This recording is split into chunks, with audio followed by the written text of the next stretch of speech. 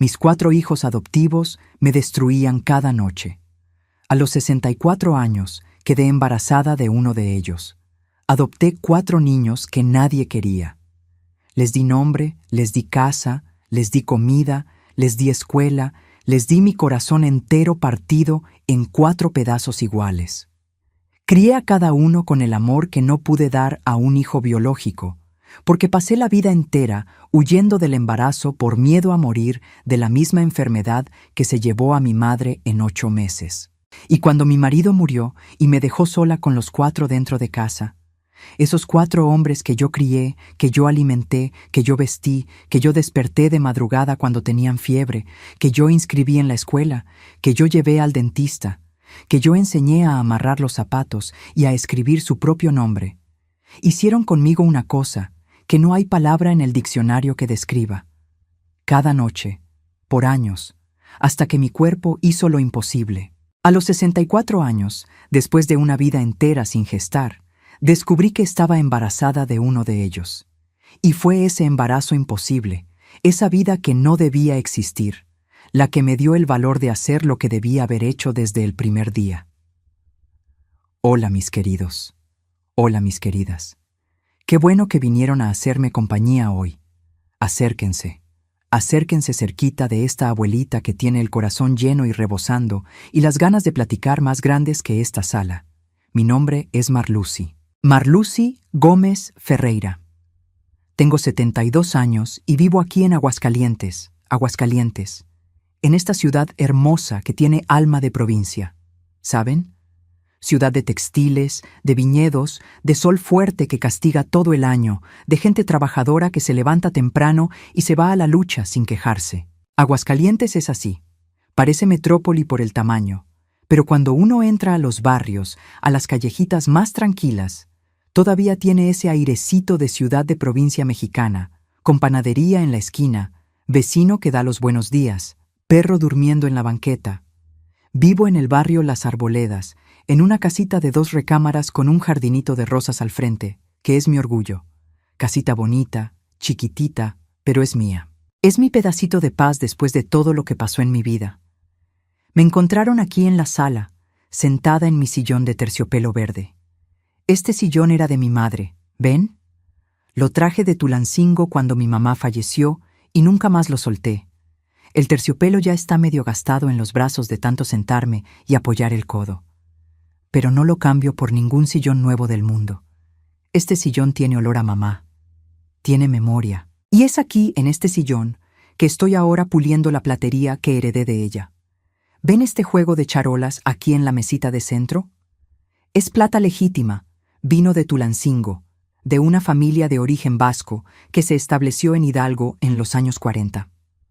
Mi mamá era descendiente de vascos, nació en Tulancingo, ciudad de las flores, y trajo este juego de platería como parte del ajuar cuando se casó con mi papá aquí en Aguascalientes. Son 6 piezas, 2 charolas grandes, ovaladas, con detalles de hoja de vid en los bordes, 2 charolas más chicas, redonditas, que sirven de plato para pastel, una azucarera con tapa y cucharita y una mantequillera con esa base que encaja perfectito.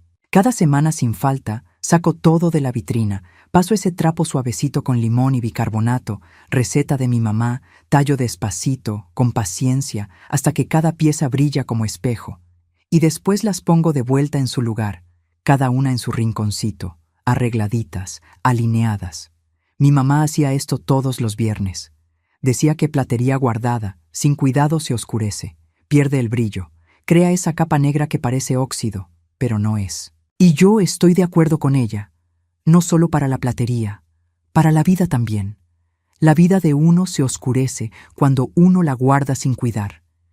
Y la mía se oscureció mucho, mis queridos. Se oscureció de una manera que pensé que nunca más iba a ver el brillo de nada. Esta vitrina aquí a mi lado es una pieza antigua de madera maciza, con vidrio en las puertas y espejo en el fondo que multiplica todo. Mi marido, Osvaldo, la compró en un anticuario de Aguascalientes, cuando nos casamos, en 1980. Él sabía que yo iba a necesitar un lugar bonito para guardar las cosas de mi mamá, y esta vitrina se volvió el altar de mi memoria. Cada repisa guarda un recuerdo. Aquí arriba está la foto del matrimonio de mis papás, 1953. Mi mamá de velo y corona blanca, mi papá de traje oscuro con corbata chueca, que nunca aprendió a hacer bien el nudo. Al lado, mi foto de matrimonio con Osvaldo, 1980. Yo de vestido sencillo con encaje en el cuello.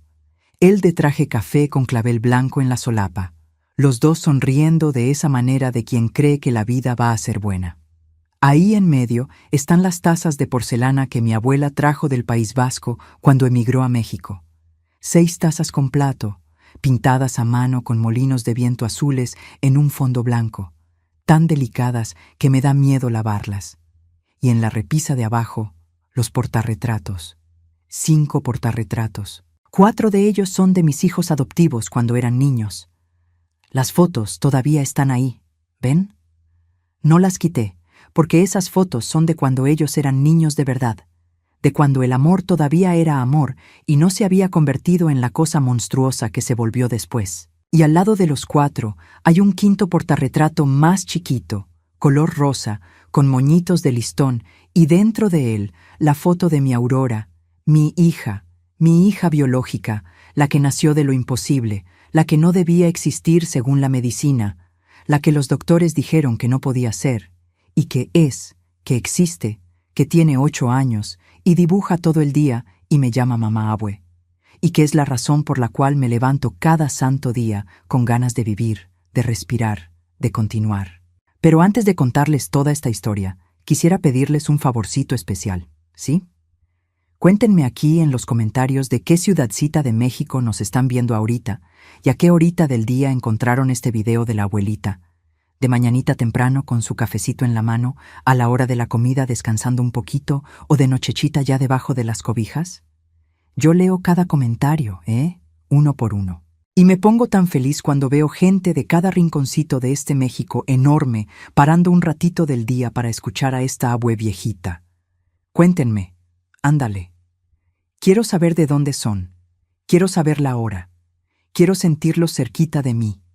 Y si pueden, háganle clic a ese botoncito rojo de suscribirse ahí abajo del video, activen la campanita de las notificaciones para no perderse ningún video nuevo y dejen ese like de corazoncito que ayuda muchísimo a que esta historia llegue a más gente que necesita escuchar.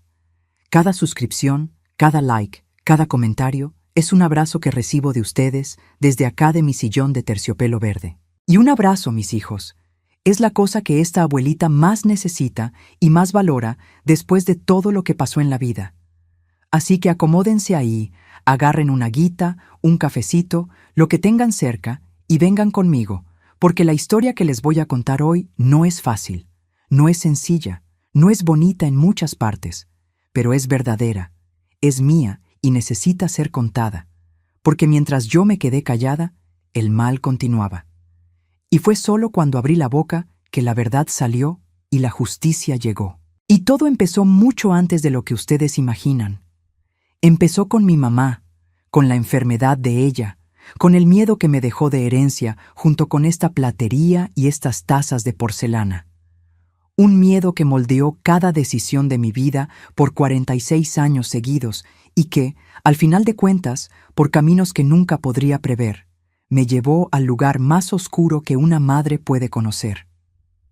Mi mamá se llamaba Hendrika, pero todos le decían Hendi. Era su nombre vasco, que nadie en Aguascalientes podía pronunciar bien. Entonces se volvió Hendi y ya, y así se quedó por el resto de su vida.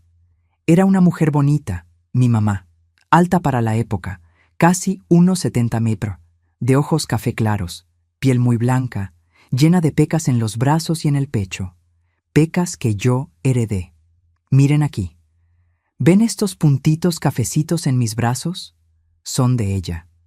Herencia genética que cargo con orgullo. Cabello castaño claro, ondulado, que siempre se lo amarraba en un chongo bajo con pasadores negros. Manos largas, dedos finos, manos de quien trabajaba, pero que tenían una elegancia natural. Hablaba español con un acento vasco que nunca perdió, aunque vivió 30 años en México. Cambiaba algunas letras. A veces engrosaba las vocales de una manera chistosa que yo adoraba escuchar. y hacía las mejores rosas de azúcar que existían en este mundo. Rosas moldeadas en azúcar cristal de colores. Una receta que trajo de Tulancingo y que hacía cada Semana Santa para adornar la mesa. Rosas rosas, amarillas, rojas, blancas. Yo me quedaba hipnotizada, viéndola hacerlas, derritiendo el azúcar a fuego bajito, vaciándola en los moldes de lata, esperando a que se enfriara para desmoldar con cuidado. Cada rosa era una obra de arte y yo pensaba, mi mamá transforma azúcar en flor, mi mamá hace magia. Mi mamá murió en 1975. Yo tenía 18 años recién cumplidos. Ella tenía 47. Murió de cáncer de ovario. Un cáncer que llegó sin aviso, sin pedir permiso, sin dar chance de preparación.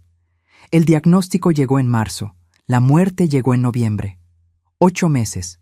Y en esos 8 meses yo vi a mi mamá, esa mujer alta de ojos café que hacía rosas de azúcar y cantaba canciones vascas mientras cocinaba, transformarse en otra persona. La vi perder el cabello castaño ondulado, pelo por pelo, después mechones que quedaban en la almohada por la mañana y que yo recogía a escondidas para que ella no viera. La vi adelgazar hasta que los huesos de la clavícula saltaban para afuera de la piel, como ramas secas. La vi ponerse tan débil que no podía levantar la cuchara de la sopa. Vi el café de sus ojos perder el brillo, como si alguien hubiera apagado la luz de adentro. La vi llorar de dolor de madrugada cuando creía que yo estaba dormida. Pero yo no dormía. Yo me quedaba ahí, del otro lado de la pared delgadita de nuestra casa, con la almohada apretada contra el pecho, los ojos abiertos en la oscuridad, oyendo a mi mamá sufrir y sintiendo la cosa más terrible que una hija puede sentir. La impotencia de no poder hacer nada para aliviar el dolor de quien te dio la vida. Ella murió en el Hospital General de Aguascalientes, en la cama número 7 del área de oncología.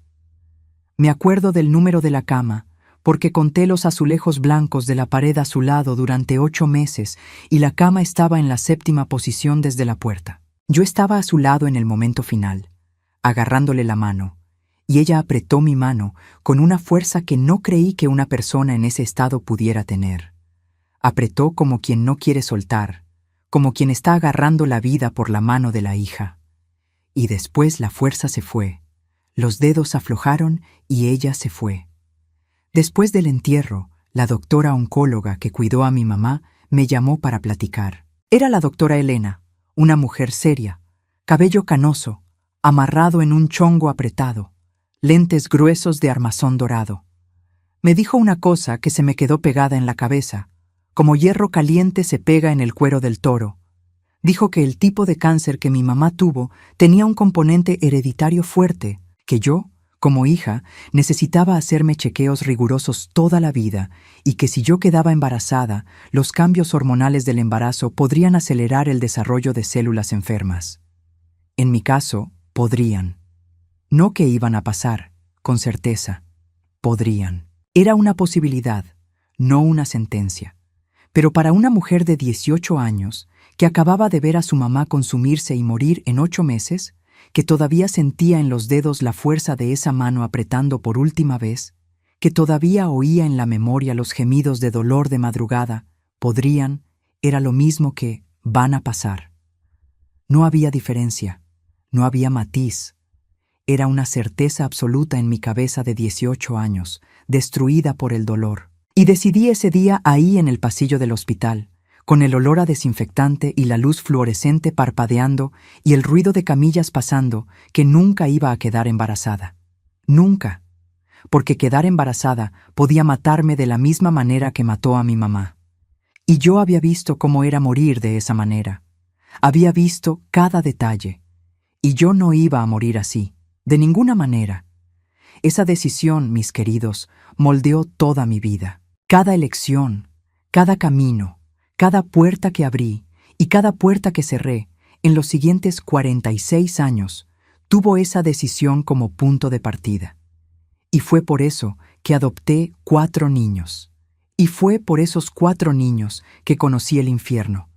Pero les voy a contar despacito desde el principio para que entiendan bien cómo fue que las cosas se fueron acomodando hasta dar en lo que dieron. Mi infancia en Aguascalientes fue buena, sencilla, humilde en muchas cosas, pero buena. Buena de la manera que la infancia tiene que ser, con juegos, con patio, con guayabas del árbol y con mamá en la cocina.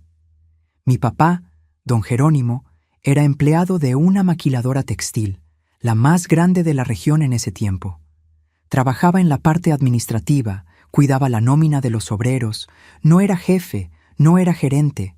Era un empleado común que salía de casa todos los días a las 6 de la mañana con pantalón de lino beige y camisa social blanca. Tenía 5 camisas blancas iguales que mi mamá lavaba y planchaba con plancha de carbón cada sábado por la mañana. Sombrero de palma en la cabeza cuando el sol estaba fuerte y regresaba a las 6 de la tarde todos los días, sin falta, sin retraso, sin quejarse. Hombre de pocas palabras, mi papá. No era de abrazar, de besar, de decir te amo. Era de esos hombres que demostraban amor por el trabajo, por la presencia, por el sustento. Nunca faltó comida en casa, nunca dormí con hambre, nunca llegué a la escuela sin lunch. Y en esa época, para mucha gente, eso ya era amor suficiente. Hoy yo sé que había más formas de amar, pero en ese tiempo, los hombres eran así y uno no cuestionaba. Mi mamá se quedaba en casa. Cuidaba de mí y de mi hermano mayor, Adriano, que era 3 años mayor que yo. Hendy cocinaba comida mexicana, pero siempre con ese toque vasco que nunca perdió. Hacía arroz y frijoles todos los días, como cualquier ama de casa mexicana, pero en Navidad hacía panchineta, que son unas empanaditas dulces vascas rellenas de crema y cerezas, que quedaban doraditas por fuera y suavecitas por dentro, espolvoreadas con azúcar glas. En Semana Santa, además de las rosas de azúcar, hacía un pastel que llamaba mamia, que era como un flan vasco con leche cuajada y miel que perfumaba toda la casa. Y yo me quedaba sentada en la cocina solo para sentir ese olor que me hacía agua la boca. Y siempre, siempre, todo el día, había café fresco pasado en la cafetera de peltre, esa cafetera azul que silbaba cuando el agua hervía. Mi mamá decía que el café de cafetera era la única cosa que los mexicanos hacían mejor que los vascos. Y adoptó esa costumbre en el primer mes que pisó México y nunca más la soltó. Vivíamos en una casa buena de ladrillo, 3 recámaras, sala con ventana grande que daba a la calle, cocina espaciosa con estufa de gas. Mi papá insistió en estufa de gas porque creía que estufa de leña era cosa de rancho, y patio grande con un árbol de guayabas enorme que daba guayabas rosadas toda la temporada. Guayabas dulces de pulpa rosada que escurría jugo por la barbilla cuando uno las mordía. Yo y Adriano vivíamos en ese patio. Jugábamos fútbol con pelota de calcetines cuando no había pelota de verdad. Nos subíamos al árbol de guayabas hasta la rama más alta y nos quedábamos ahí arriba, viendo la calle, sintiendo el viento caliente de Aguascalientes que venía cargado de olor a mezquite quemado en la época de secas. Hacíamos carpas con sábana vieja colgada del tendedero de ropa. Jugábamos a las escondidas con los hijos de doña Carmela, la vecina española del lado izquierdo, y con los nietos de don Joaquín, el zapatero del lado derecho. También estaba el lavadero en el fondo del patio, de cemento grueso con llave de bronce que rechinaba cuando se abría. Mi mamá lavaba ropa ahí todos los días, tallando sábanas y camisas en el lavadero con jabón sote, siempre con el radio prendido, sintonizado en la XEA Olio de Aguascalientes, que tocaba música norteña todo el día. Los Cadetes de Linares, los Tigres del Norte, los Invasores de Nuevo León. Y yo pensaba que era lo más chistoso del mundo ver a mi mamá vasca, de ojos café y acento cargado, cantar corridos norteños mientras retorcía sábanas en el lavadero. Le gustaba de verdad.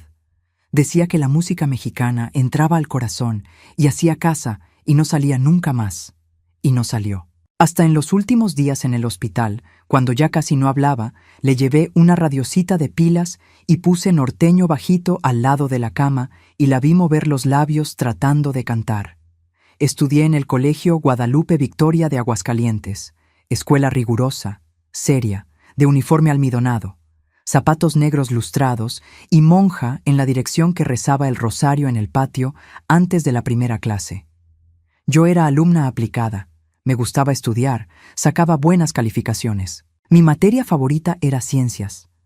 La maestra, profesora Carmen, una mujer de lentes de fondo de botella y cabello siempre amarrado en cola de caballo, fue quien me hizo gustar de la biología. Explicaba el cuerpo humano con una pasión que contagiaba. Cómo el corazón bombea sangre, cómo el pulmón respira, cómo cada célula tiene una función. Yo lo encontraba fascinante. Lo encontraba bonito, cómo el cuerpo era una máquina perfecta. Ironía, ¿verdad, mis queridos? La mujer que más amó la biología fue la mujer que más le tuvo miedo a su propio cuerpo. Mi hermano Adriano era mi compañero de todo. 3 años mayor, más alto, cabello cortado al cepillo, rodilla siempre raspada de tanto subirse a los árboles y caerse de la bici. Me protegía en la escuela, peleaba con quien me molestara, caminaba conmigo en la calle, me enseñaba a andar en bicicleta en el asfalto de nuestra calle, agarrando el asiento por atrás hasta que yo ganara equilibrio. Adriano quería ser ingeniero. Vivía desarmando radios, relojes, ventiladores, todo lo que tuviera tornillos. Él lo desarmaba para ver cómo funcionaba por dentro. Mi papá veía las piezas regadas en el piso de la sala y movía la cabeza, pero en el fondo tenía orgullo.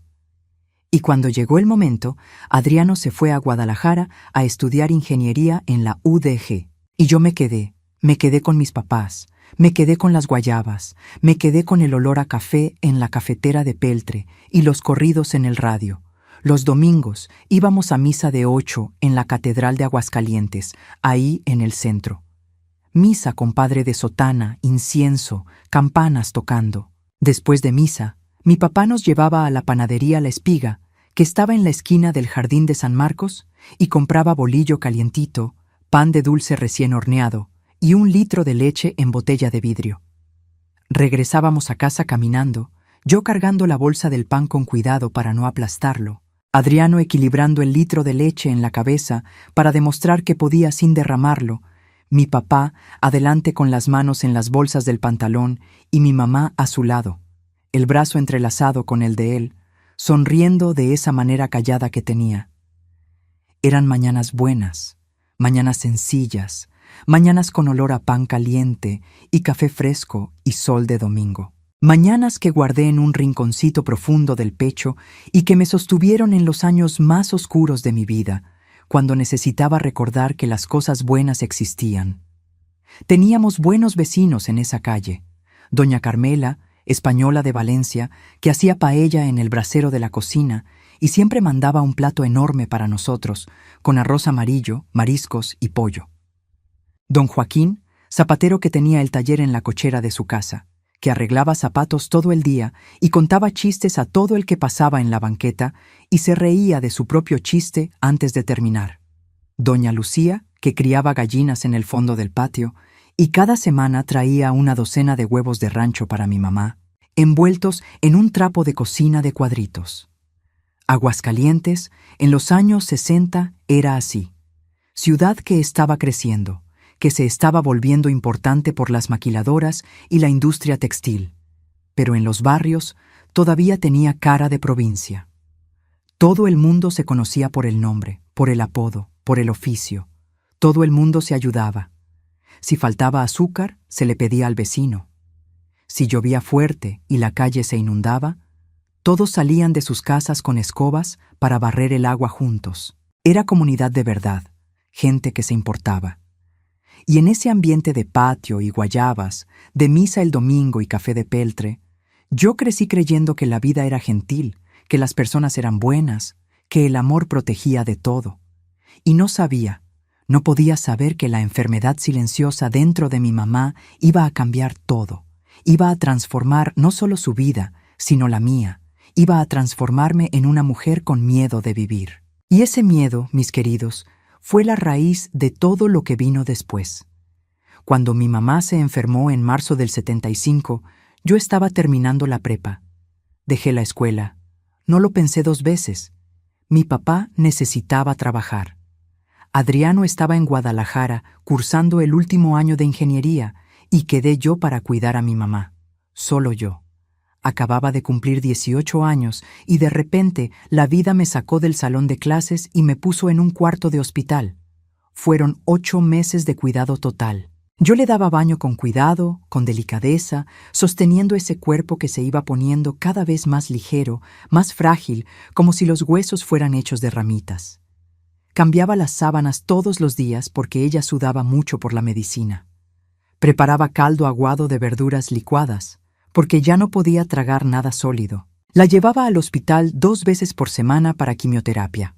En ese camión de la línea municipal que brincaba mucho en los topes y ella se mareaba en el camino, sosteniendo una bolsa de plástico en el regazo. Y cada noche, antes de dormir, me sentaba en la orilla de su cama, le agarraba la mano y me quedaba ahí quieta, solo agarrándola. Y ella apretaba, apretaba fuerte, como si mi mano fuera el ancla que le impedía ser llevada. Después que mi mamá murió y la doctora Elena habló esas palabras sobre el riesgo hereditario, tomé mi decisión. Firme, definitiva, inamovible, nunca quedar embarazada. Y cumplí. Tomé anticonceptivos de los 18 a los 52 años, sin fallar un solo día. Cuando entré a la menopausia, pensé que podía relajarme, pero el miedo no se relajó. El miedo nunca duerme. Y por precaución, aunque ya en menopausia, me hice la salpingoclasia. Porque en mi cabeza la precaución nunca era de más. Porque el fantasma de mi mamá muriendo en esa cama de hospital nunca salió de dentro de mí. Estaba ahí pegado como las pecas en el brazo. Herencia que no se quita con ningún jabón. Conocí a Osvaldo en 1978, 3 años después de la muerte de mi mamá. Yo tenía 21 años, él tenía 36. Nos conocimos en una kermes de la Catedral de Aguascalientes en junio, fiesta de San Juan. La plaza estaba adornada con banderitas de colores, fogata prendida en medio, puestos de comida y de juegos alrededor, música norteña tocando en las bocinas. Osvaldo estaba en el puesto de la pesca, tratando de pescar un pescadito de plástico con una varita de carrizo chueca y riéndose de sí mismo porque no podía. Hombre grandote, de mano gruesa, que no podía pescar un pez de mentiras. Pasé cerca, vi la escena y me reí. Me reí fuerte, sin querer. Él me miró con esa sonrisa abierta de quien no tiene maldad en el cuerpo y dijo: «Señorita, ayúdeme aquí, que este pez me está ganando». Y lo ayudé. Me acerqué al puesto, agarré la varita y pesqué el pez en el primer intento. Él abrió los ojos grandes y dijo: «Ya, ahora le debo una». Y me pagó con un algodón de azúcar rosa que compró en el puesto de al lado.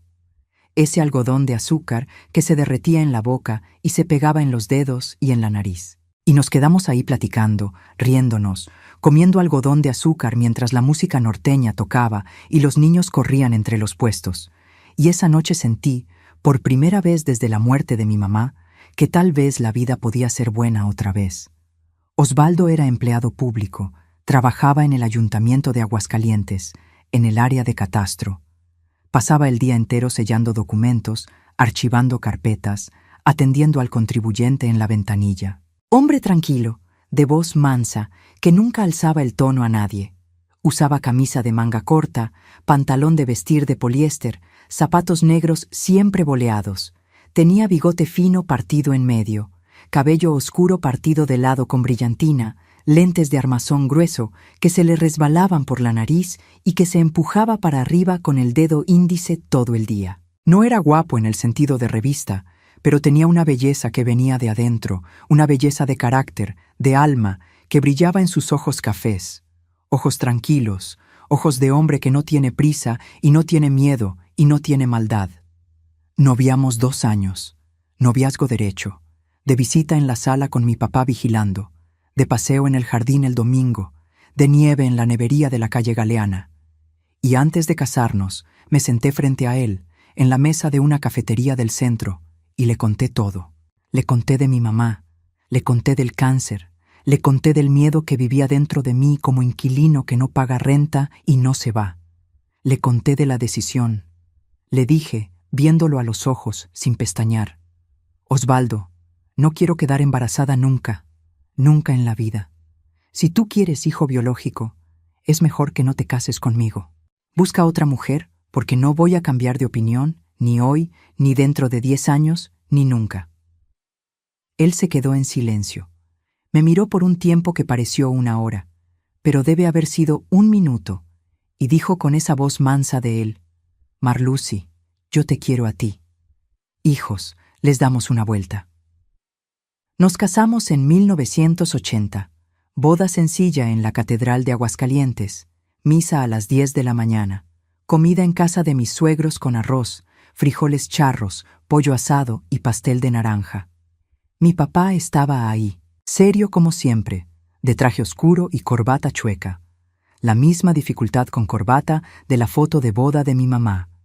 Pero vi que se limpió una lágrima cuando pasé por el pasillo de brazo con él. Adriano vino de Guadalajara, ya graduado de ingeniería, ya novio de una muchacha tapatía llamada Sandra. Mi mamá no estaba, pero llevé una de las charolas de plata de ella en la mesa del pastel para que estuviera ahí de alguna manera, para que participara, para que su plata brillara en mi día. La vuelta que Osvaldo encontró para que tuviéramos hijos sin que yo quedara embarazada fue la adopción, y acepté con el corazón abierto. Más que aceptar, quise con una fuerza que venía del hoyo que el miedo al cáncer había cavado dentro de mí. Yo no podía gestar, pero podía criar. Y criar, pensaba yo, era ser mamá de la misma manera, con la misma intensidad, con el mismo amor, con el mismo sacrificio, solo que sin el riesgo de morir. En 1994, cuando yo tenía 37 años y Osvaldo 52, fuimos al DIF municipal de Aguascalientes. Y ahí conocimos a Wesley, niño de 12 años, ojos grandes, oscuros, vivos, siempre mirando de lado, como quien está esperando el golpe. Cuerpo flaco, brazos delgados, actitud desconfiada de quien ya recibió más golpes de la vida de los que cualquier niño debería recibir. Mamá biológica presa, papá desconocido. Vivía en el albergue desde los 6 años. 6 años esperando que alguien llegara y dijera: «Te quiero». Y nadie llegaba, porque nadie quiere niño de 12 años. La gente quiere bebés, quiere niños de 2, 3 años. Niño de 12, rebelde, desconfiado, lleno de trauma, nadie lo voltea a ver 2 veces. Yo lo volteé a ver. Y cuando vi a ese niño, pasó una cosa dentro de mí que no esperaba y que nunca voy a poder explicar bien. Una cosa que ningún miedo, ninguna decisión racional, ninguna salpingoclasia podía impedir. Sentí que era mamá ahí en ese instante, viendo a un niño que no era de mi sangre, que no había salido de mi cuerpo, que no tenía mi nariz, mis ojos, mis pecas, pero que me necesitaba, y yo a él. Y esa necesidad mutua, ese encaje que pasó ahí en el patio de ese albergue, fue la cosa más bonita y más peligrosa que viví. Bonita porque era amor puro. Peligrosa porque pensé que amor puro bastaba para todo. Y no basta. Trajimos a Wesley a casa. Le di recámara, le di ropa nueva, le di comida casera, le di nombre. Wesley Ferreira Braga, mi hijo. Y dejé mi empleo en el ayuntamiento. Trabajaba en el mismo edificio que Osvaldo, en el área de archivo, y me quedé en casa. Mamá de tiempo completo, cocinando, lavando, planchando, llevándolo a la escuela en la mañana y recogiéndolo en la tarde, ayudando con la tarea de noche en la mesa de la cocina, preparando lonchera con jugo de naranja y bolillo con mantequilla. 2 años después, en 96, adoptamos a Rafael. 10 años, mismo albergue, niño cerrado como caja fuerte, callado como sombra, que no veía a los ojos de nadie y no dejaba que nadie lo tocara sin que trabara el cuerpo entero. Mamá biológica presa por narcotráfico, papá desconocido. En 98 llegó Douglas, 10 años, de un albergue diferente en Zacatecas, abandonado en la maternidad al nacer. 10 años de albergue. 10 años sin papá, sin mamá, sin nadie que lo llamara suyo. Niño ansioso, que se mordía las uñas hasta sangrar y tenía pesadillas cada noche y despertaba gritando. Y en el 2000 llegó Tiago, 10 años, albergue de Aguascalientes, mamá biológica fallecida, abuela materna que dijo que no podía criarlo, niño callado, obediente de más, que hacía todo perfectito y nunca daba problemas. Pero yo sabía ahí en el fondo que esa obediencia exagerada no era tranquilidad, era miedo. Miedo de equivocarse y ser devuelto. Miedo de dar lata y perder a la mamá otra vez. Porque niño adoptado carga dentro de sí un miedo que niño biológico no conoce. El miedo de no ser suficiente. El miedo de que si no es perfecto, va a ser mandado de regreso. Va a perder todo otra vez. 4 niños, todos grandes, todos que nadie quería. Y yo los quise a todos, porque cada niño que traía del albergue a casa era una victoria contra el miedo, contra el cáncer que me robó a mi mamá y me robó el valor de gestar. Yo no podía tener hijo de mi cuerpo, pero podía salvar a los hijos que el mundo había tirado. Y los salvé. O creí que los había salvado. Osvaldo fue el mejor papá que esos niños podían tener. Hombre presente, paciente, que no alzaba la voz.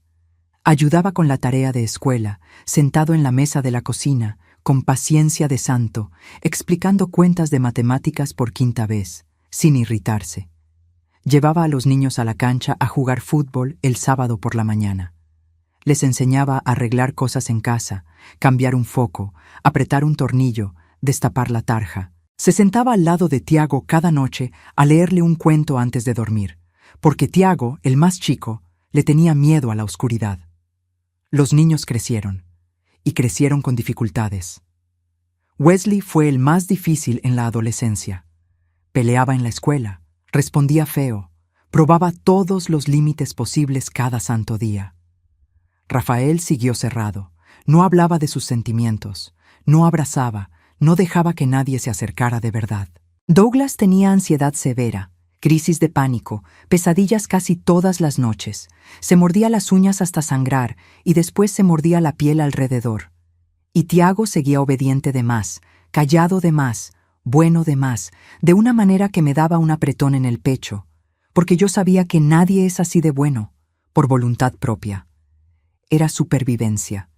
Yo amé a los 4 con todo lo que tenía dentro de mí. Todo. Cada gota de amor que no pude dar a un hijo biológico, se la di a ellos, multiplicado por 4. Cada abrazo, cada pastel de cumpleaños con velitas y las mañanitas cantadas. Cada noche despierta cuando uno de ellos tenía fiebre. Cada inscripción de escuela, cada uniforme comprado, cada cuaderno nuevo, cada consulta de dentista, cada Navidad con regalo debajo del árbol, cada Semana Santa con huevo de chocolate. Yo fui mamá. Fui mamá con letra mayúscula, con todo lo que la palabra significa. Y pensé que bastaba. Pensé que amor curaba trauma, que el regazo arreglaba el abandono, que cariño, rutina, comida caliente y buena escuela llenaban los hoyos que tenían dentro del pecho. Pero no los llenaron.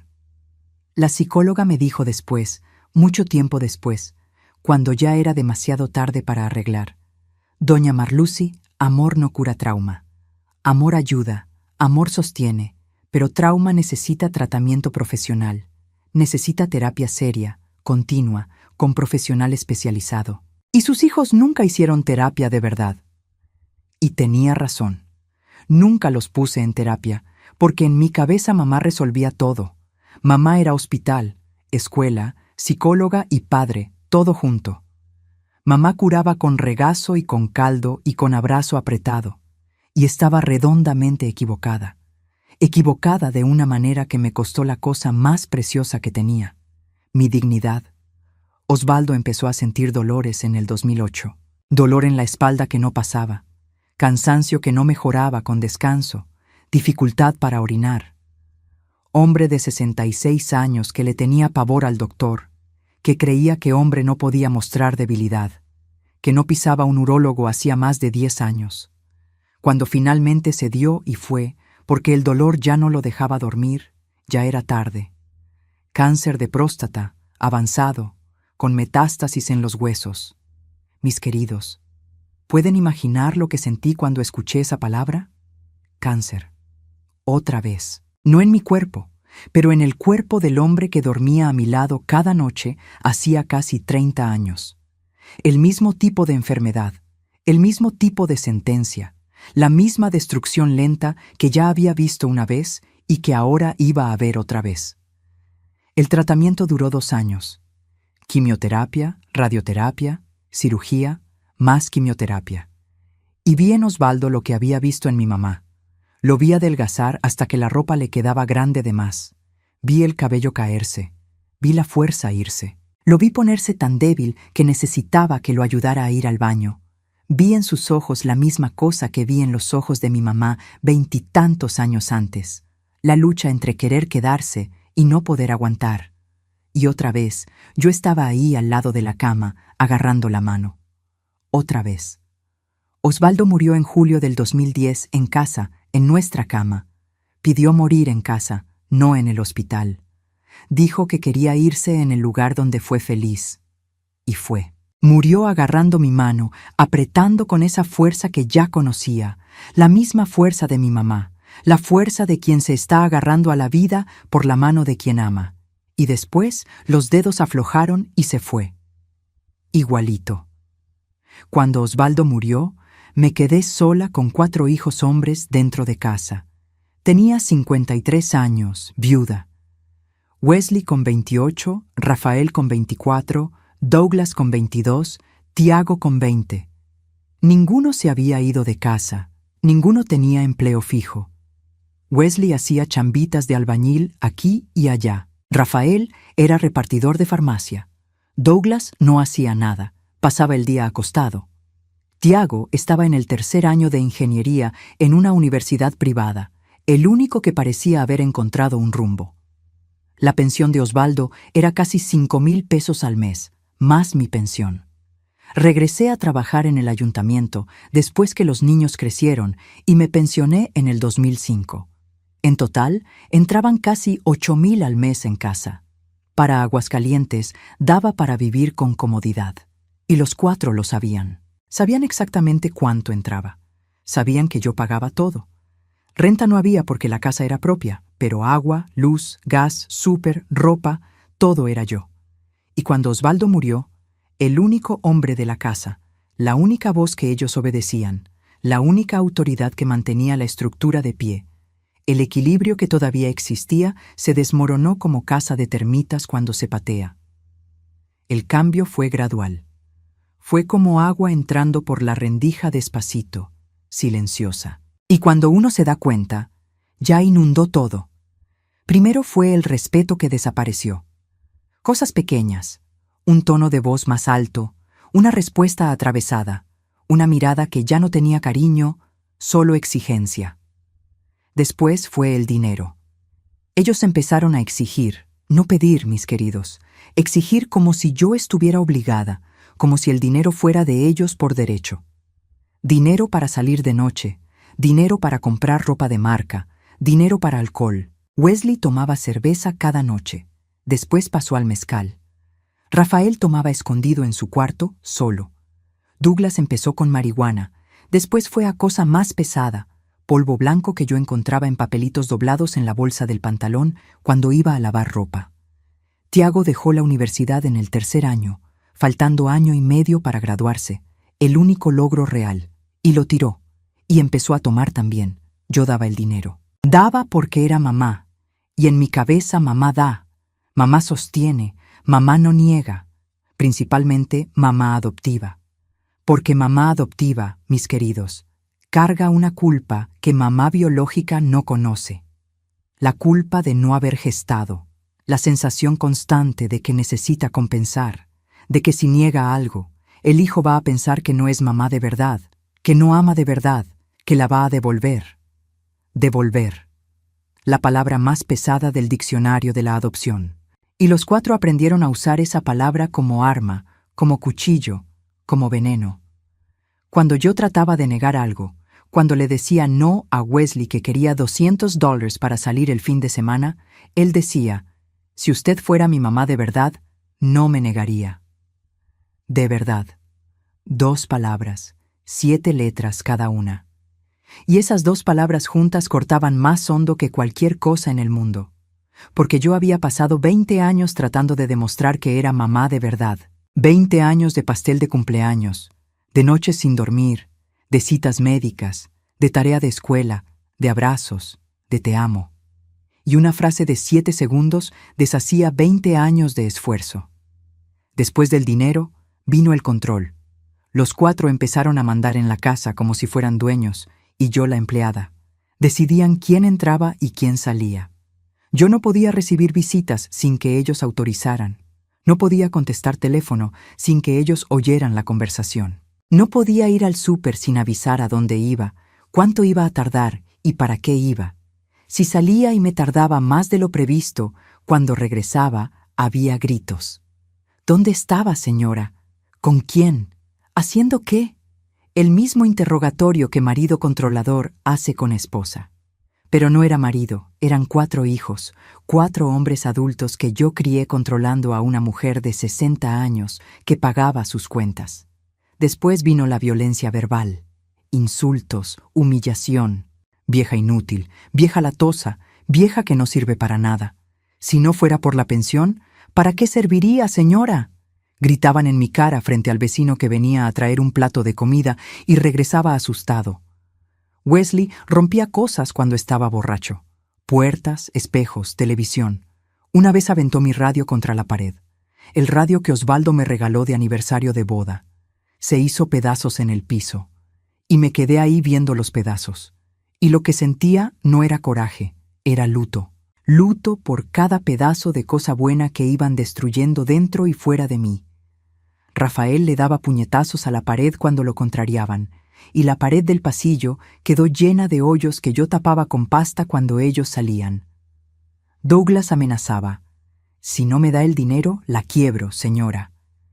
Y yo sabía que era capaz, porque Douglas, cuando estaba bajo el efecto de lo que usaba, tenía los ojos de vidrio, sin alma, sin reconocimiento.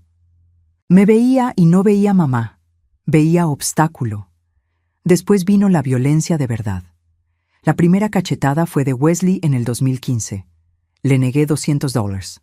Me dio una cachetada en la cara, en la cocina donde cociné para él durante 20 años, en la cocina donde hice pastel de cumpleaños con velitas. En la cocina donde calenté leche cuando él era niño de 12 años recién llegado del albergue y tenía miedo de dormir solo, y venía a sentarse en la silla cerca de mí mientras yo lavaba los trastes. Y en esa misma cocina, esa mano me pegó. La mano que agarré cuando llegó asustado, la mano que lavé cuando tenía varicela, la mano que le enseñé a agarrar el tenedor, a escribir su nombre, a apretar un tornillo. Y ahora me pegaba. No lloré de dolor. El dolor físico fue poco. Una cachetada. No rompió nada, no sangró. Pero el dolor de adentro fue tan grande que pensé que me iba a morir ahí en la cocina de corazón partido. Y después de la cachetada vino cosa peor. Mucho peor. La cosa que no tengo palabras correctas para decir, porque las palabras que existen para describir esto fueron hechas para otra situación. Fueron hechas para describir extraño haciendo con extraña. No fueron hechas para describir hijo haciendo con mamá. Y cuando es hijo haciendo con mamá, las palabras quedan chiquitas de más, no alcanzan, no dan cuenta. El horror es más grande que cualquier palabra inventada. Douglas fue el primero en el 2018. Yo tenía 61 años. De madrugada, entró a mi recámara borracho. El olor a alcohol y a cigarro llenó el aire antes de que llegara a la cama. Desperté con el peso de él, con la mano de él. Y lo que pasó en esa recámara en la oscuridad, con el radio de la casa del vecino tocando bajito allá afuera y un perro ladrando en algún lugar de la calle, destruyó en mí una cosa que no sabía que podía ser destruida, porque pensé que después de perder a mi mamá, después de perder a mi marido, después de pasar la vida con miedo al cáncer, no había más nada que pudiera destruirme. Pero había cosa peor, mucho peor. Mi cuerpo se trabó, quedó duro, paralizado, y mi mente se fue para otro lugar. La psicóloga me explicó después que eso tiene nombre: disociación. El cuerpo se queda y la mente se va para protegerse. Y mi mente se fue a Tulancingo, a la ciudad donde mi mamá nació, a un campo de rosas que nunca conocí, pero que imaginaba desde chiquita, cuando mi mamá contaba cómo era su tierra. Rosas rosas, amarillas, rojas, extendiéndose hasta el horizonte debajo de un cielo azul limpio. Fui para allá en mi cabeza, fui lejos, mientras mi cuerpo se quedaba ahí en esa cama en Aguascalientes. De mañana, Douglas actuó como si nada hubiera pasado. Salió de la recámara antes de que me levantara. Cuando fui a la cocina, estaba sentado en la mesa, comiendo bolillo con mantequilla, tomando café. «Buenos días, mamá». «Buenos días». Normal. Rutina. Como si la noche anterior fuera una pesadilla que solo existió en mi cabeza. Pero no era pesadilla. Yo sabía que no era. El cuerpo lo sabía, el dolor lo sabía, la vergüenza lo sabía. No le conté a nadie. Porque ¿quién iba a creer? Hijo adoptivo que hace eso con la mamá adoptiva. La primera cosa que la sociedad iba a decir era: «Ven, adoptó al delincuente, niño de albergue es así. Mala sangre es mala sangre». Iban a transformar mi dolor en argumento contra la adopción. Iban a decir que fue culpa mía por adoptar niño grande. Iban a usar mi historia para desalentar a otras familias de adoptar. Y yo no iba a permitir, porque adopción no es el problema. Yo sé que no es. Adopción es la cosa más bonita que existe. El problema fue el trauma que nadie trató, que yo no traté, que pensé que amor solo resolvía. Y mi silencio, mi callarme, protegió no a los niños, sino al mal que hacían. Después de Douglas vino Wesley, después Rafael y por último Tiago, el callado, el obediente, el que hizo universidad, el que parecía diferente de todos. Los 4. Cada uno en su momento, cada uno en su día, nunca juntos, siempre separados, como si la maldad de uno autorizara la maldad del otro, como si fuera una puerta que, una vez abierta, no cerraba más. Y cada uno pasaba por ella cuando quería. Yo tenía 61, 62, 63 años. En mi propia casa, en mi propia cama, en la recámara que compartí con Osvaldo durante 30 años, en la recámara donde fui amada, respetada, protegida. Y ahora en esa misma recámara, sin Osvaldo, yo era la cosa más desprotegida del mundo. La noche se volvió mi tormento, el sol se iba y el miedo llegaba.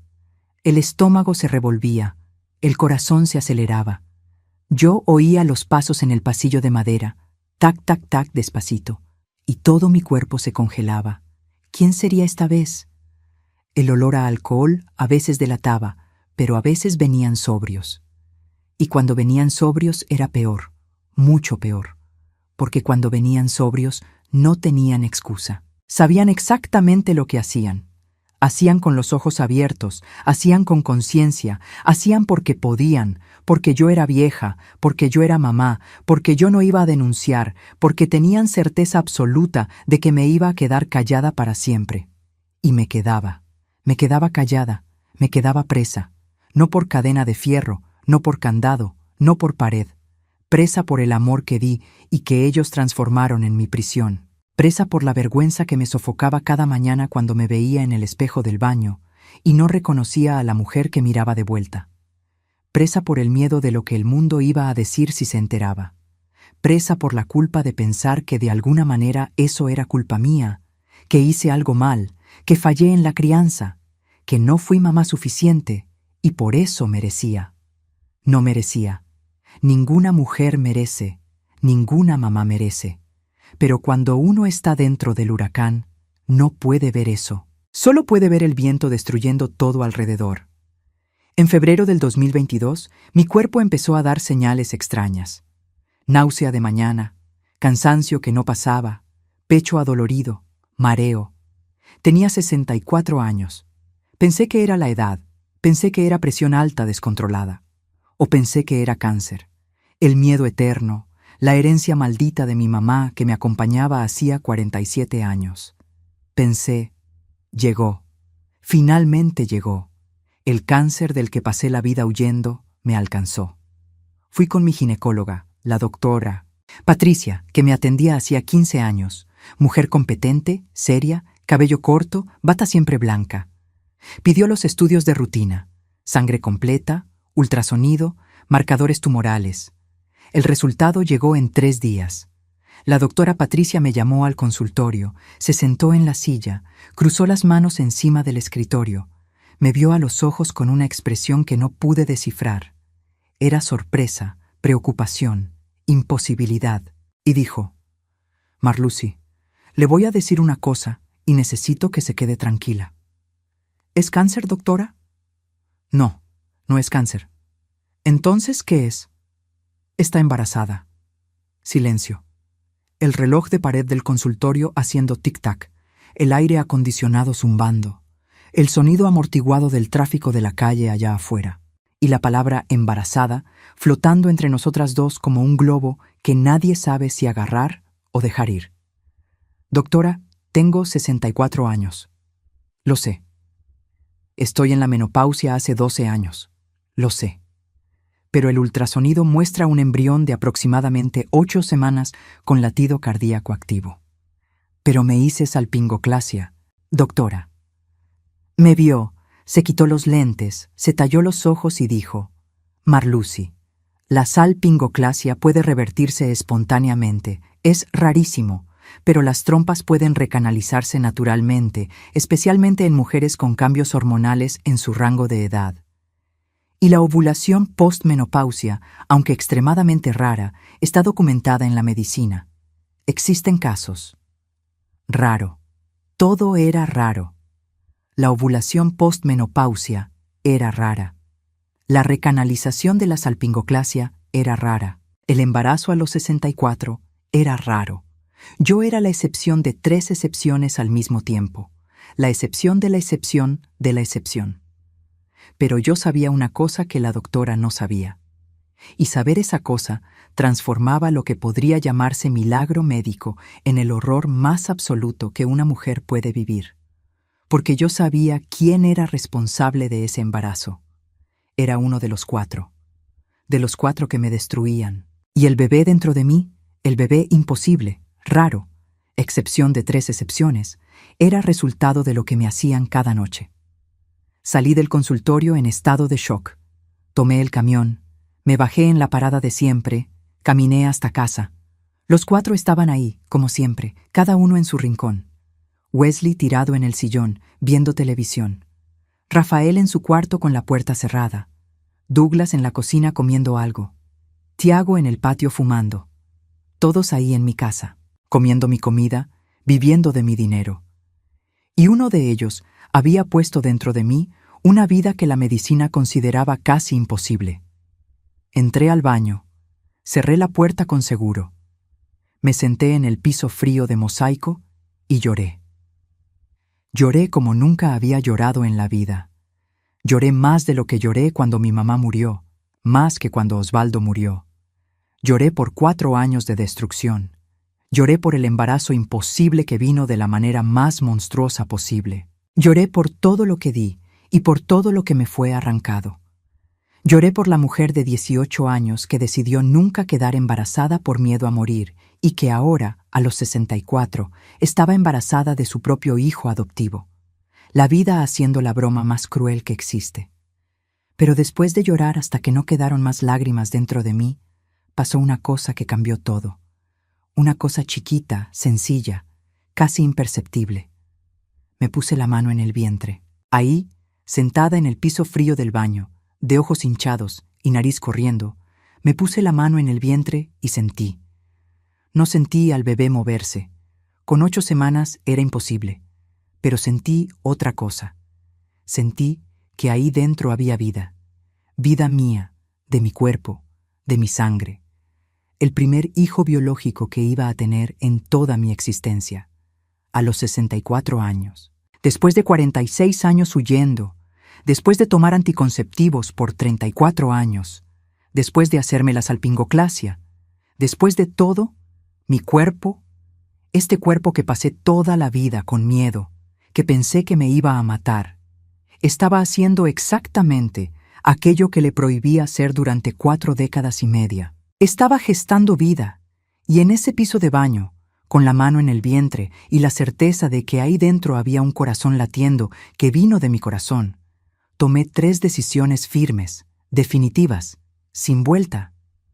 Primera, iba a tener a ese bebé, no por religión, no por moral, no por obligación, porque ese bebé era mío, de mi cuerpo, de mi sangre biológica.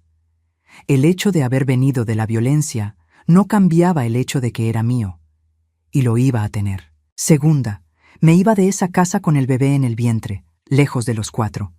Tercera, iba a denunciar. Iba a abrir la boca, iba a hablar, iba a contar todo, aunque el mundo entero me juzgara, aunque dijeran que adopté mal, que fue culpa mía, que merecía.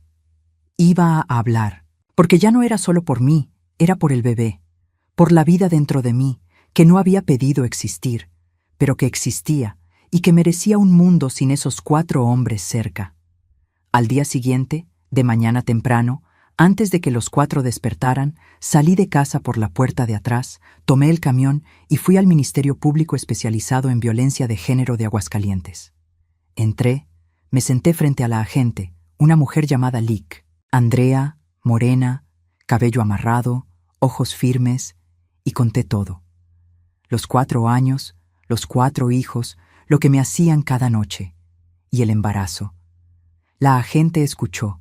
Su rostro se fue endureciendo frase a frase, como cera que se enfría y se vuelve piedra.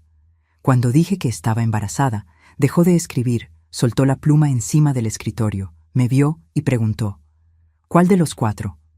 Dije que no sabía. Podía ser cualquiera. Me explicó que cuando el bebé naciera, harían un estudio de ADN para identificar y que aún así los 4 responderían, porque los 4 lo hicieron.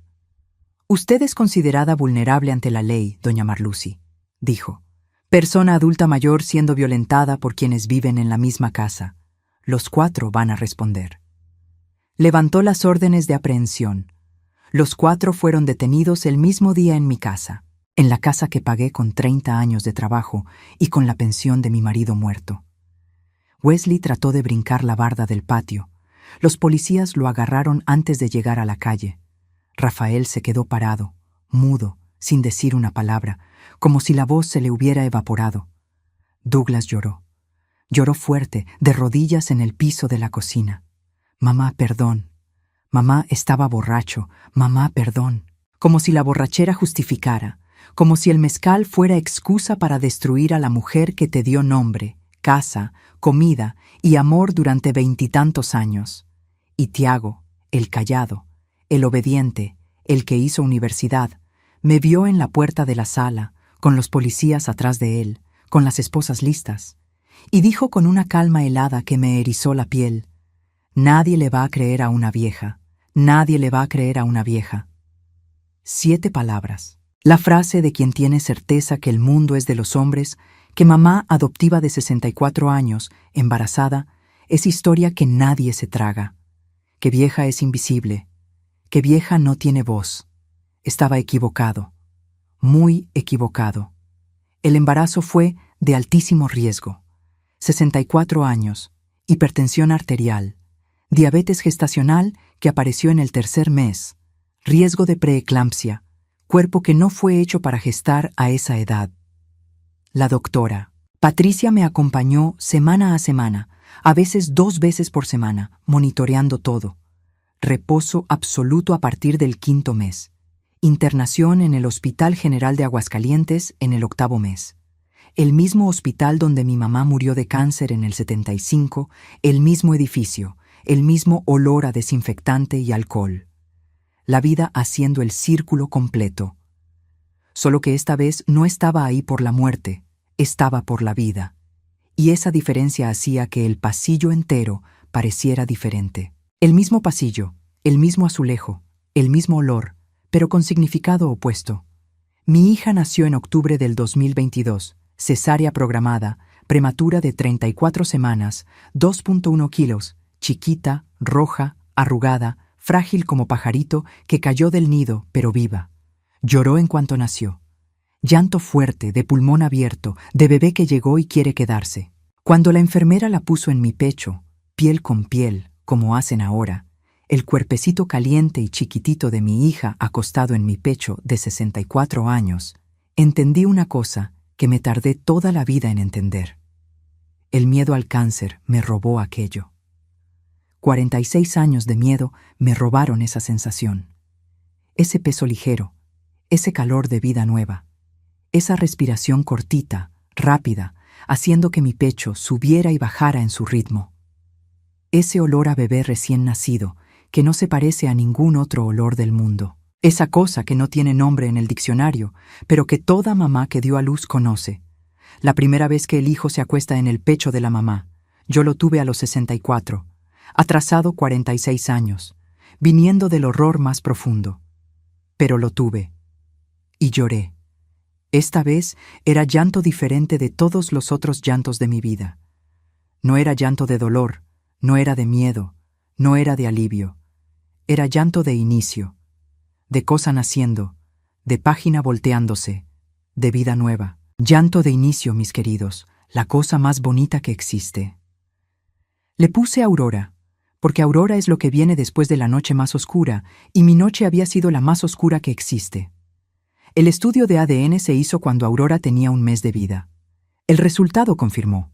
El padre biológico era Douglas, el tercer hijo adoptivo, el que usaba drogas, el que lloró de rodillas en el piso, pidiendo perdón cuando la policía llegó. Los 4 fueron juzgados en el 2023. Tribunal de Justicia de Aguascalientes. Los 4 juntos en el mismo juicio. Acusación. Delito contra persona vulnerable de forma continuada. Yo declaré con Aurora en brazos 8 meses de vida. Entré al tribunal con mi hija biológica en el brazo izquierdo y la verdad en la boca. Y le conté al jurado, 5 mujeres y 2 hombres, todo lo que los 4 me hicieron. Con voz firme, sin temblar, sin llorar, porque ya había llorado todas las lágrimas que existían dentro de mí. No quedaba ninguna más. Quedaba solo verdad. Y verdad no necesita lágrima. Verdad se sostiene sola. Los 4 abogados de defensa intentaron la misma estrategia. Argumentaron que mamá adoptiva no es mamá de verdad, que el vínculo entre nosotros no era biológico, que la relación de mamá e hijo era, en sus palabras, artificial, y que, por lo tanto, la acusación no se sostenía de la forma como fue planteada. El fiscal destruyó el argumento en 3 frases que guardé en la memoria y que voy a repetir aquí porque merecen ser oídas. Dijo que mamá es quien cría, que la ley mexicana reconoce la adopción plena como vínculo idéntico al biológico, sin distinción, y que la defensa presentada era moralmente repugnante y jurídicamente nula. El jurado condenó a los 4. Unanimidad. 7-0, sin un solo voto de absolución. Wesley, 18 años. Rafael, 16 años. Douglas, 20 años, con agravante por la paternidad confirmada por ADN. Tiago, 15 años. El mismo Tiago que dijo que nadie le iba a creer a una vieja. Cuando el juez leyó la sentencia, Aurora estaba dormida en mi regazo. Dormida en paz, ajena a todo. Bebé de 8 meses que no sabía del juicio, no sabía de los delitos, no sabía que el hombre siendo condenado a 20 años ahí enfrente estaba biológicamente ligado a ella. No sabía nada del horror. Solo sabía del pecho de mamá, del calor, del olor, y dormía en paz. Y la vi durmiendo y pensé, ¿es por esto? ¿Es por este sueño tranquilo? ¿Es por esta paz en su carita? Es por esto que abrí la boca, para que ella pueda dormir en paz por el resto de su vida. Hoy Aurora tiene 8 años. Es una niña sana, inteligente, llena de vida. Va a la escuela cada mañana con mochilita rosa en la espalda y lonchera de Frozen en la mano. Saca buenas calificaciones, le gusta dibujar. Dibuja todo el día. Cuadernos y más cuadernos de dibujos regados por la casa. Dibuja animalitos, flores, casas con jardín, familias. Siempre una mujer grande y una niña de la mano. Tiene cabello castaño, lacio, cortado a la altura del hombro, ojos claros tirando a miel, sonrisa grande que muestra los dientes de leche que todavía están cambiando. ¿Parecida a mí? Muy parecida. Si tiene algo de Douglas en la cara, elijo no verlo. Veo a mi hija y veo a mi hija. Solo eso. Mi hija. Ella no sabe nada. No sabe de la adopción de los hermanos. No sabe de lo que me pasó. No sabe quién es el papá biológico. Sabe que tiene mamá. Y sabe que la mamá es viejita. Me llama mamá abue, porque en la escuela los niños preguntan si soy abuela, y ella explica con esa firmeza de niño que no tiene duda de nada. No, ella es mi mamá abue. Mamá de 72 años con hija de 8. El mundo lo encuentra extraño. Yo lo encuentro milagro. Mi día hoy es sencillo y bonito. Despierto temprano antes de Aurora, preparo el café, hago su lunch, arreglo su mochila. Cuando despierta, desayuna en la mesa de la cocina conmigo, contándome lo que soñó. Siempre sueños de colores y alegres. La llevo a la escuela de la mano, caminando despacito, porque mis piernas ya no son tan rápidas. Regreso a casa, limpio, cocino, pulo mi platería, riego las rosas del jardín. En la tarde, cuando regresa de la escuela, hacemos tarea juntas en la mesa. Ella dibuja, yo tejo o leo el periódico. En la noche preparo la cena. Arroz, frijoles, picadillo, ensalada, comida sencilla de mamá. Después de cenar, se baña, se cepilla los dientes y viene a pedirme cuento antes de dormir. Y cada noche, sin falta, me siento en la orilla de su cama, en su cuartito rosa, que decoré con mariposas de papel en la pared, y le leo un cuento. A veces invento historias de princesas que viven en campos de rosas en Hidalgo, y ella se duerme acurrucada en la almohada, de ojos cerrados, con esa sonrisa de niña que está en paz. Y antes de dormir, siempre, se acurruca en mi pecho, en el mismo pecho donde se acostó con 2.1 kilos de vida, y dice, «Te amo, mamá abue». Y la aprieto en mis brazos con cuidado para no apretar de más y digo, «Te amo, mi hija». Y esa frase, mis queridos, mi hija a los 72 años es biológica, es de sangre, es de mi cuerpo.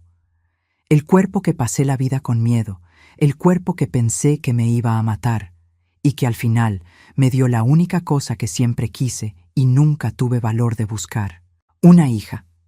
La psicóloga que me acompaña me preguntó una vez en el consultorio, con esa voz cuidadosa de quien está pisando terreno minado, «Doña Marlucy, ¿cómo puede amar a Aurora sabiendo cómo fue concebida?» Y dije sin dudar, «Doctora, usted planta rosas. ¿Sabe de dónde viene el abono? Viene de estiércol, de podredumbre, de cosa muerta y descompuesta. Y la rosa nace igual, linda, roja, perfumada. La rosa no sabe que vino del estiércol. Ella solo sabe que es rosa. Aurora es mi rosa, y yo soy el jardín. Y es verdad, Aurora es mi rosa. Nació del peor abono que existe, pero nació, y es linda, y es mía. Nunca tuve cáncer, 72 años y nunca lo tuve. El miedo que me impidió quedar embarazada por 46 años era miedo de algo que nunca pasó. Nunca. Dejé de vivir por miedo a morir. Pasé 4 décadas y media huyendo de una enfermedad que nunca llegó. Y cuando la vida finalmente llegó, llegó de la manera más chueca, más imposible, más dolorosa que podía llegar. Llegó sí misma, de donde no debía venir, y floreció donde nadie esperaba. Igual que rosa en el estiércol. Igual que Aurora después de la noche más oscura que existe. Y ahora, mis queridos y mis queridas, quiero hablarles directamente a ustedes, a cada persona que me está escuchando ahora, de cualquier rinconcito de México o del mundo. Si ustedes son mamás adoptivas o papás adoptivos, quiero decirles una cosa importante. Adopción es el acto más bonito que un ser humano puede hacer. Es agarrar a un niño que el mundo rechazó y decir, «Yo te escojo». Es amor en la forma más pura que existe. No dejen que mi historia manche la belleza de la adopción. Lo que me pasó, no pasó porque adopté. Pasó porque pensé que amor solo curaba trauma. Y no cura. Amor ayuda. Amor sostiene. Amor es esencial. Pero trauma necesita tratamiento profesional, necesita psicólogo, terapeuta, gente especializada. Si ustedes adoptaron o están pensando en adoptar, no cometan mi error. Busquen acompañamiento desde el primer día. No esperen a que el problema aparezca para correr. Prevengan, cuiden, traten. Amor con acompañamiento profesional. Sí, amor solo, pensando que mamá resuelve todo, no. Y si ustedes son personas adultas mayores que están sufriendo dentro de su propia casa, que están siendo maltratadas, humilladas, controladas, destruidas por hijos, por nietos, por nueras, por yernos, por quien sea, quiero decirles una cosa que me tardé 4 años en entender, pero que ahora digo con toda la certeza de mi corazón de 72 años. Denuncien. No se queden calladas. No se queden callados. No protejan a quien les está haciendo daño. No tengan vergüenza. La vergüenza es de quien hace el mal, no de quien sufre el mal. Cuando finalmente abrí la boca, me senté en ese ministerio público y conté la verdad. La justicia llegó. Tardó, pero llegó. Y llegó con fuerza. 7-0. Unanimidad. Porque la verdad, cuando sale de la garganta de quien sufrió callado por años, es tan fuerte que nadie puede ignorarla. Tiago dijo que nadie le iba a creer a una vieja. 7 jurados creyeron y condenaron. Y él está preso y yo estoy libre. Y Aurora está durmiendo en paz cada noche, y mis rosas están floreciendo en el jardín y mi platería está brillando en la vitrina. Y el desayuno es tranquilo, y el sol de Aguascalientes entra por la ventana y la vida continúa. Y es buena. Después de todo, es buena. Mi cuerpo de 64 años, el cuerpo que pasé toda la vida pensando que me iba a matar, hizo una cosa que la medicina llamó casi imposible. Gestó vida. Y si mi cuerpo, cansado, envejecido, lastimado, destruido, fue capaz de hacer lo imposible, entonces yo creo con toda la fuerza de mi alma que cualquier persona es capaz de volver a empezar a cualquier edad, de cualquier situación, porque la vida no pide permiso, no respeta la estadística, no sigue manual. La vida viene cuando tiene que venir. Y cuando viene, viene con la fuerza de quien no acepta ser impedida. Si ustedes o alguien que conocen está pasando por situación parecida, por favor, sepan que en todo lugar del mundo existen autoridades y organizaciones listas para ayudar. Busquen información en su región. Hablen, cuenten, no guarden dentro de ustedes el peso que no es de ustedes cargar. Yo cargué durante 4 años y casi muero por dentro. Casi me rendí, casi me apagué.